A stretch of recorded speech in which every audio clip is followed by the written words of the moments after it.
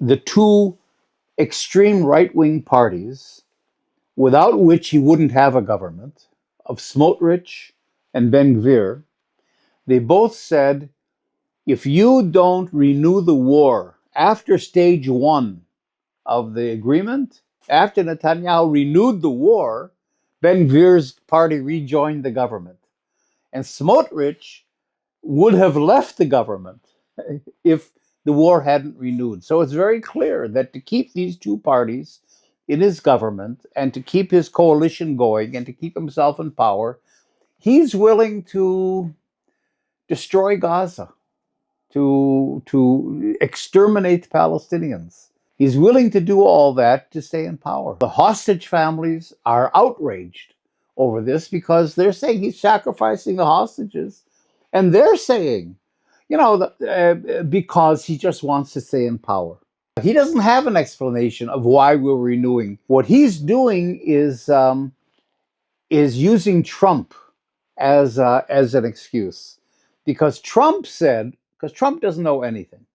So Trump said a few weeks ago, if all the hostages aren't released, the gates of hell will open on Hamas. And he's saying Hamas has to release all the hostages, and the only way they'll do that is through military pressure. More military pressure will release hostages. It's never worked over the last year and a half in Gaza. And the hostage families are furious. First of all, because it's not going to work, but he doesn't care.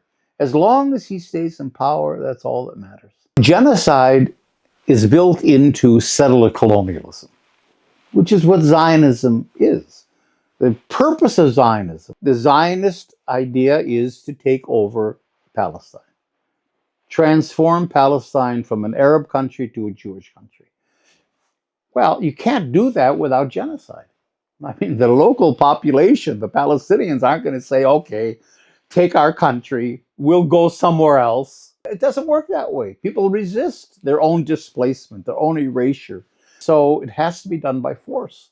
And it has to be genocidal. And the tragedy is that there are international laws against this. There are laws against apartheid. There's laws against colonialism. There are laws that say oppressed people can resist in an armed struggle. There's a whole infrastructure, but it means nothing. So that's the point. There are no constraints. Israel is doing a genocide.